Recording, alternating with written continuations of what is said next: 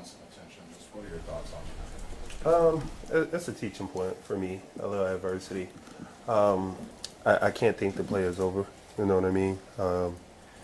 And it's a learning lesson.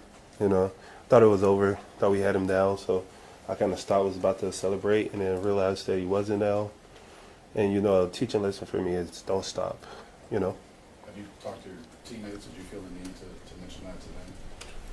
No, I think they understand that I thought the play was over with, and they understand I didn't quit.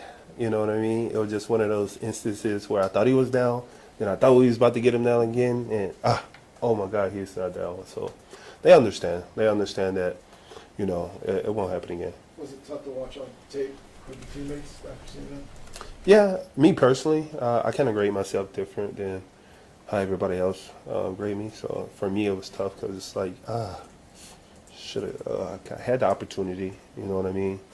And I just thought he was down. And, you know, it's my job not to think. It's my job to finish. And, you know, I'll be better at it. Chris, I think like after the game you deleted some of the social media stuff. I know a lot of you guys go look at your phone. Did you see stuff on the phone that you were like, I don't need this? Well, I actually, 2 days before the game, I posted a Drake quote on I see you in a summary of 2026, and I deleted my social media before the game. I never run from constructive criticism. I've never been that guy. I always addressed it head on. Actually, you know, it's a lot you can take from criticism. It's like fuel. It's like gas for me personally. So, for me to delete my social media, no, I didn't delete my social media because of a play that I thought he was down or was down and then run to. I deleted my social media days before. It just, you know. People saw it then, yeah. Yeah, I guess people wanted to address me head on social media, and they see my social media wasn't active. So they figured that I deleted it for that, but it was deleted couple days before, you know. And I don't mind constructive criticism, you know.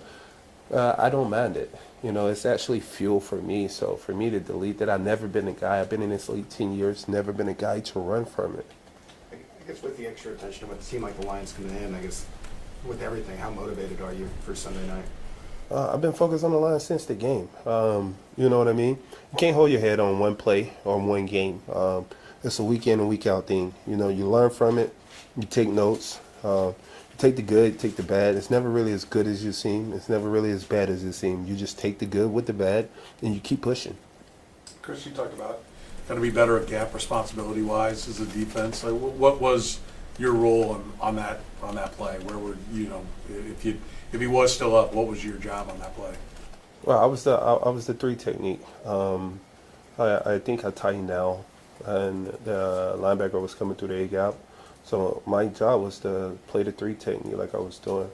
But on that, I gotta finish. I can't think or assume that he's down. I gotta finish. I'll be better. How surprised were you guys that the quarterback was able to kind of gash you guys on some key runs? You know what? I give props to Trevor Lawrence. He played a heck of a game. How do you assess the pass rush around you throughout the course of the season so far? We're getting better. Chris, let me ask you about the Detroit Lions offensive line. What are the challenges there with them? They're battling a few injuries, but that group works really, really well together. I think they have one of the better right tackles in the game. Jerry Goff has a lot of playmakers around him, running backs. St. Brown. Excuse me for getting this name wrong.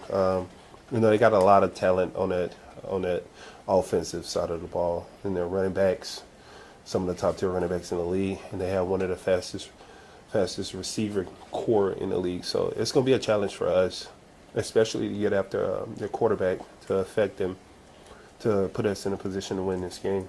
Couple more. Chris, is one of the lessons here for you is you're never too old to learn lessons? That's the thing about life. Every day is a lesson. It's about what you take from it, man. You know, fortunately for me, I'm able to sit and you guys are able to talk about it. But, you know, you can take a lot from it.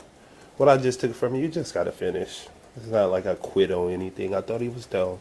So from now on, I'll make sure I finish. Last one. You said you deleted your social media before, and you mentioned you posted something. What was the impetus between getting rid of it at that point?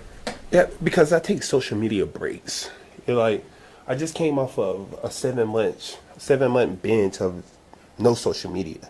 Like I go through the periods where I don't need any social media. Sometimes it's not beneficial for me if it's not any brand deals that I have contracts with.